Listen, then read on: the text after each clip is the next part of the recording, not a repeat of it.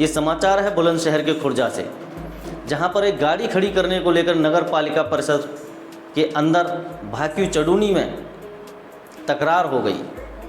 मामला इतना बढ़ा कि धरना प्रदर्शन शुरू हो गया।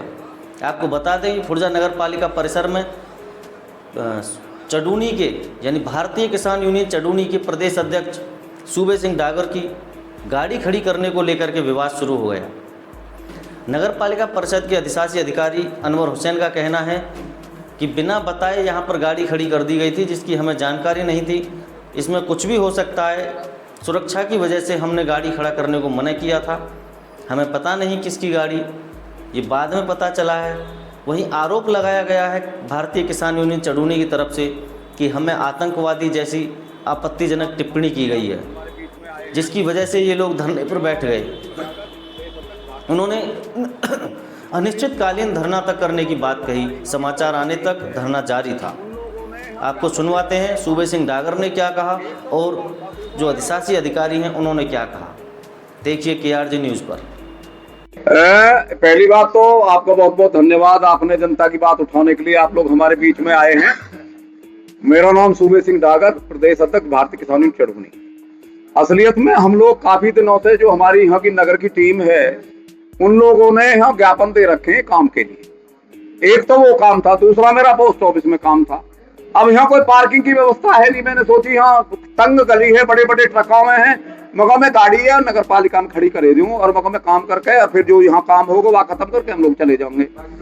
मैं आया, मेरी यहाँ गाड़ी मैंने खड़ी करी तो पहले दिन के जो कर्मचारी है उन्होंने बदतमीजी करी कि तुम्हारी गाड़ी हम घेर लेंगे चारों माह से। फिर दोबारा मैं जब वासु आया, क्या नाम है तुम्हारे पोस्ट ऑफिस से, मैं आया, फिर मैं ईओ साहब से मिला। ईओ साहब की गाड़ी मेरी गाड़ी के पीछे लगा के इन्होंने ऐसे बांध दी कि गाड़ी निकले ना। ईओ साहब से मैंने पूछी, ईओ साहब बोले तुम्हारी हिम्मत कैसे पड़ गई गाड़ी यहाँ भीतर लगाने की, तुमने यहाँ गाड़ी अंदर कैसे लगा दी, सरकारी संपत्ति है। मैं बोले जी पार्किंग की व्यवस्था क्यों ना बनवाई तुमने। अब पार्किंग है अमेरिका और रसिया थोड़ी बनावेगा भाई, पार्किंग भी आपको ही बनानी है। बाकी बाद में फिर हमारे प्रदीप चौधरी आ गए। जब हमारे प्रदीप चौधरी आए तब इनको तीसरा स्टेटमेंट ये आया कि तुम्हारी गाड़ी में बम हो सकता है। अब भैया मेरी गाड़ी में बम भी होगा, मैं फौजी आदमी, मेरी घरवाली मेरी गाड़ी में, अब मैं फौजी आदमी हो गए बम रखूंगा। भैया बम तो कांग्रेस की सरकार में निकले करे, अब बीजेपी की सरकार है तो यहाँ में बम कैसे निकले आए। अब ये सरकारी जो है, ये सरकार जो है बीजेपी की सरकार है, बीजेपी के अधिकारी है। अब बम बताओ कैसे निकले आए। अब मैंने गाड़ी यहाँ खड़ी कर दी है और जितने काम हमारे पेंडिंग है आज हम सारे काम अब करवाएंगे। 4 धरना 2 दिन चलो, 4 दिन चलो और 6 दिन चलो, आर पार होगी मामला। ईओ साहब ने बिगाड़ो, वो हमें आतंकवादी बता रहे हैं हमारी गाड़ी में बम बता के। तो हमारी इंटीग्रिटी जो है, एक तो सरकार हमारी चेक कर ले, हम लोग तो फौजी आदमी है। मांग क्या है आपकी? मांग ये है, एक तो यहाँ जो धंधा चल रहा है, जो भ्रष्टाचार चल रहा है, तो भ्रष्टाचार खत्म हो। हमारी जो मांगे हैं, जो हमने ज्ञापन दे रखे वो ज्ञापन खत्म हो।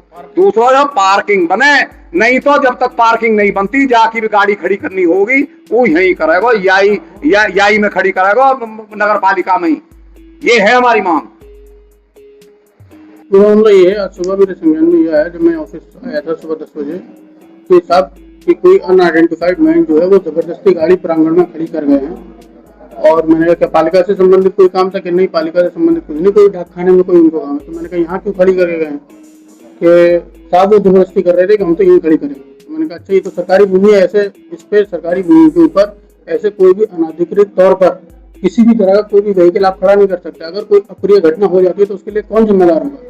उस गाड़ी में कुछ भी हो सकता है, कोई भी सामान निकल सकता है, तो ऐसे केसेस में कौन जिम्मेदार होगा? वो होगा जो हेड ऑफ द इंस्टीट्यूशन है यहाँ पे बैठा हुआ।